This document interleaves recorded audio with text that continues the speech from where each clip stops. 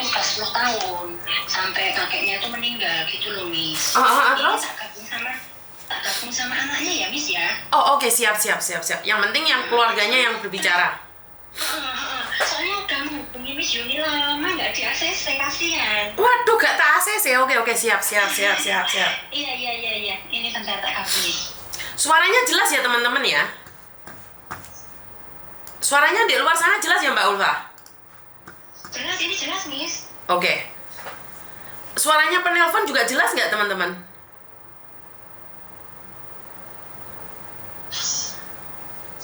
Bentar, ini kok belum diangkat. Halo?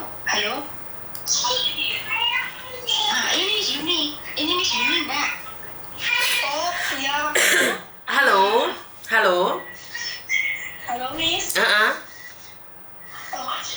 Ini saya Dinda dari Dampit. Oke, Dinda dari Dampit. Kenapa, Dok? Miss, saya mau cari tahu soal ibu saya, Miss. Loh, kenapa ibumu? Ibu saya tuh kerja di Hongkong, terus udah kurang lebih 10 tahun ini tuh udah nggak ada kabarnya gitu loh, Miss. Saya cuma pengen tahu gimana sekarang, ya juga kangen juga pengen ketemu gitu Miss, tapi nggak bisa karena ya udah lost kontak, nggak bisa ngubungin siapa-siapa. Oke, ada foto ibumu yang bisa saya bagikan ke teman-teman yang mungkin kenal? Ada Miss, ada.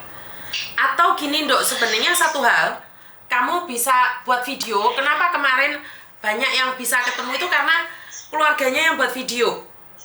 Masih ingat Mbak Ratih kemarin bisa ditemukan, Mbak Reni, Mbak Rika itu sudah ketemu semua. Bahkan ibunya yang meninggal dunia dari NTB itu ditemukan. Dengan syarat kalian tuh buat video.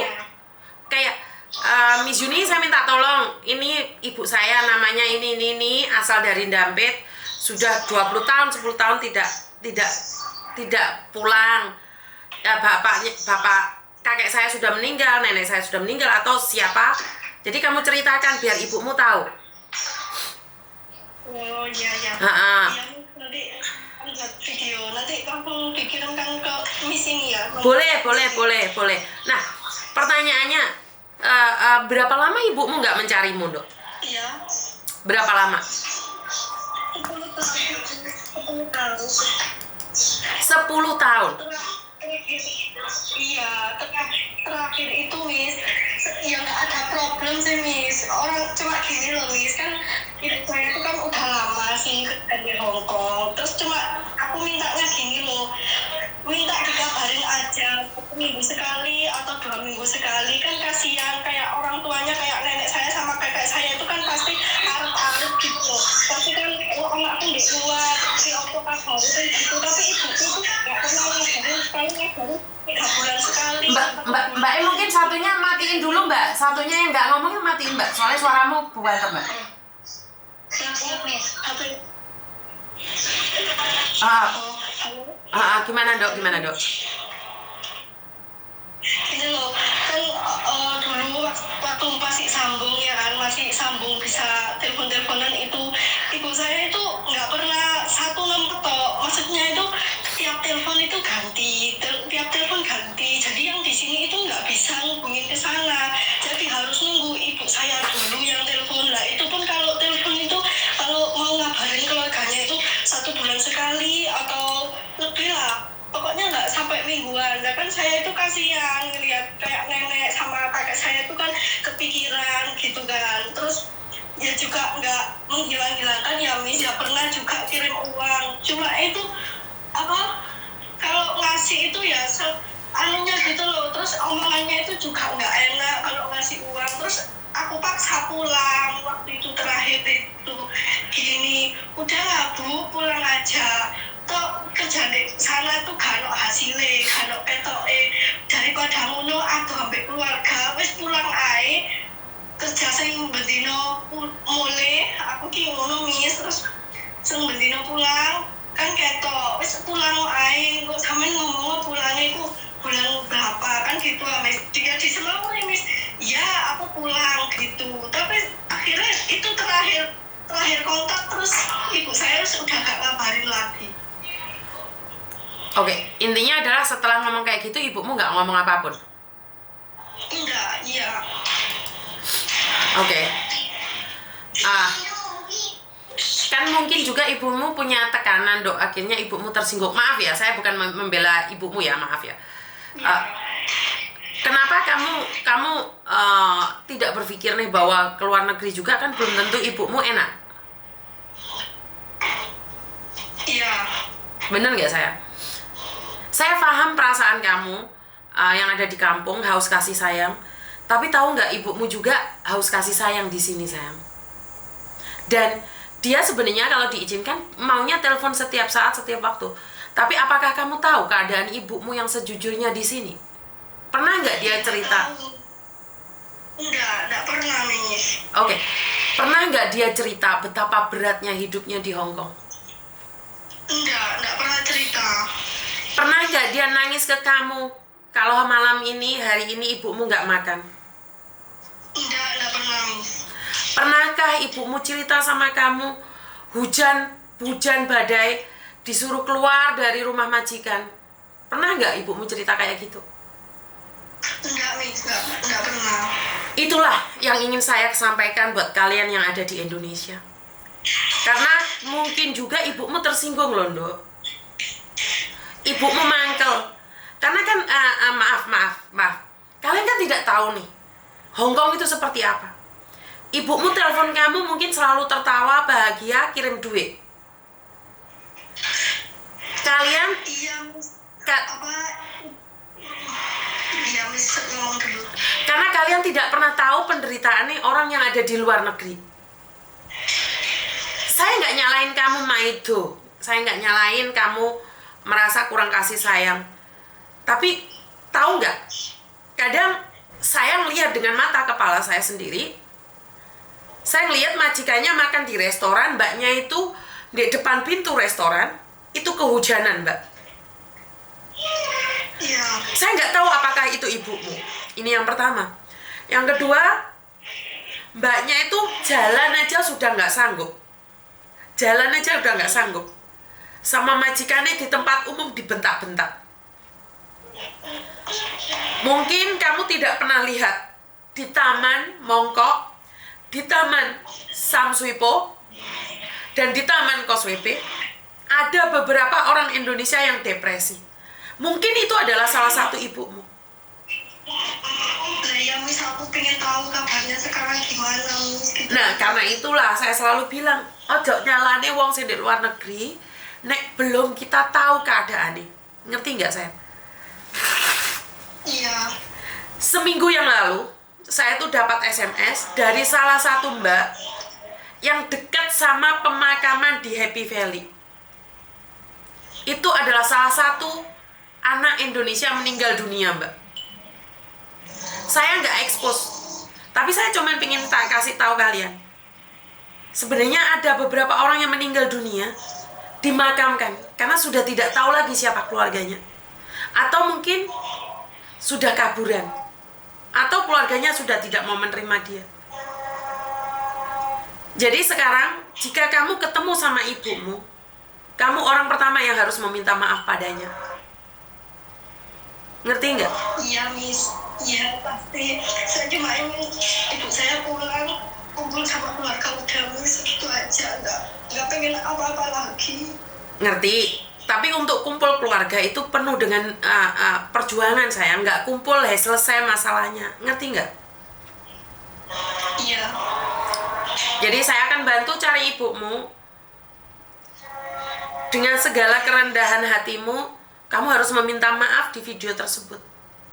Ngerti nggak, sayang? Iya, Miss.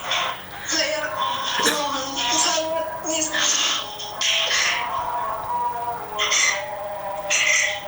Saya minta tolong sama Miss. Tolong bantu saya untuk nemuin ibu saya.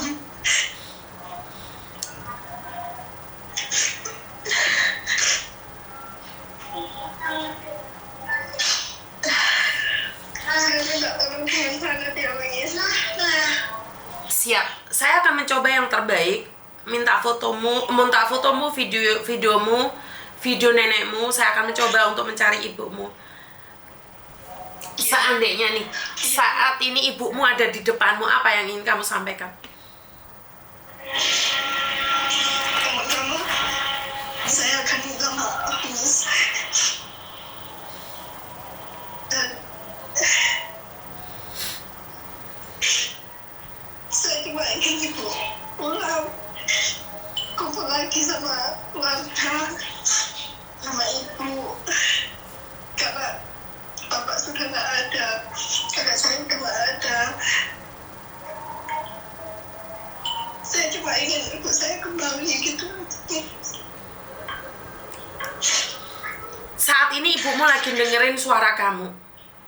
Apa yang ingin kamu katakan sama ibumu?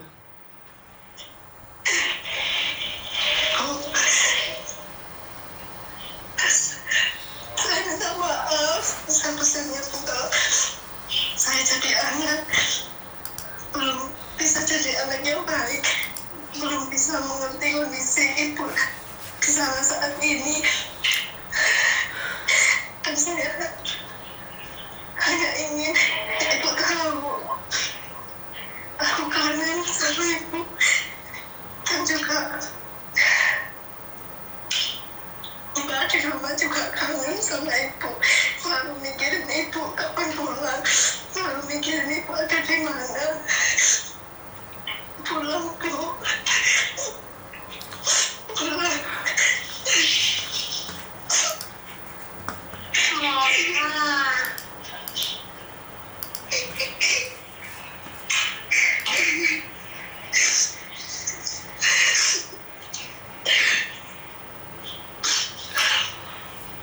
Kamu ingin ibumu pulang, benar nggak?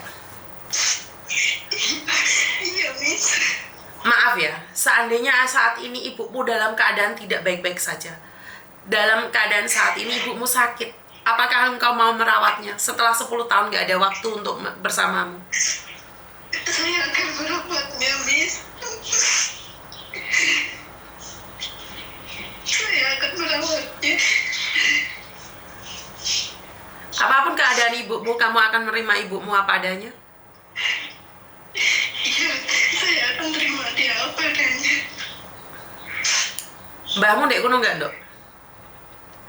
Nggak ada, Miss. Ini saya lagi kerja. Masih ada di kerjaan. Belum pulang. Oke. Kalau boleh tahu siapa nama ibumu? Kan ini saya kan nggak serumah kan sama nenek saya. Nenek saya ada di kampung. Ya saya deket sih, setengah jam kalau ke rumah nenek kan, karena saya kerja setiap hari kan itu bolak-balik, jadi aku kontrak deket di Dampit sini gitu loh. Tapi aku setiap hari Jumat itu pulang jenguk nenek. Siapa nama ibumu, sayang? Kenapa? Nama ibumu? Nama ibuku Suparmi. Suparmi, atau punya nama lain mungkin ibumu di sini? Kayaknya kalau dulu saya pernah dengar itu dipanggil Armi. Mbak Suparmi atau Armi yang berasal dari Malang Dampit. Iya, Malang Dampit. Jenengan dari tahun 2013 tidak mengasih kabar pada anakmu, pada bapakmu, bapak dan ibumu. Mbak Suparmi, bapakmu sudah nggak ada lagi nih, tinggal ibumu satu-satunya. Saya nggak tahu kesalahan apa yang dilakukan oleh anakmu sehingga hatimu gelo, sehingga kamu terpancing emosi, marah, dan kamu membiarkan keluargamu sendiri. Mbak Suparmi, saya cuma ingin bilang, saya sudah kehilangan ayah saya. Karena itu saya paling takut dengan ibu saya. Hari ini ibumu masih sehat. Hubungi ibumu. Kamu boleh marah sama anakmu. Kamu boleh kecewa sama keadaan. Tapi ibumu lah yang melahirkanmu dan menjagamu serta merawatmu. Telepono, Mbak, mumpung gurung telat.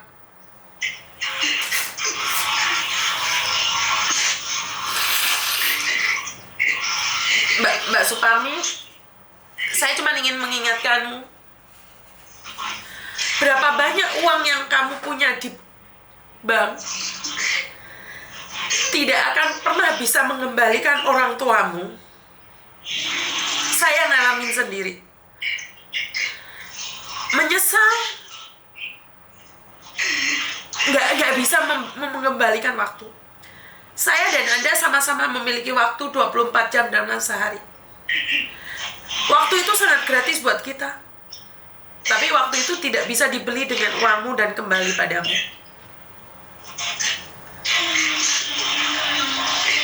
Mbak Suparmi pulang.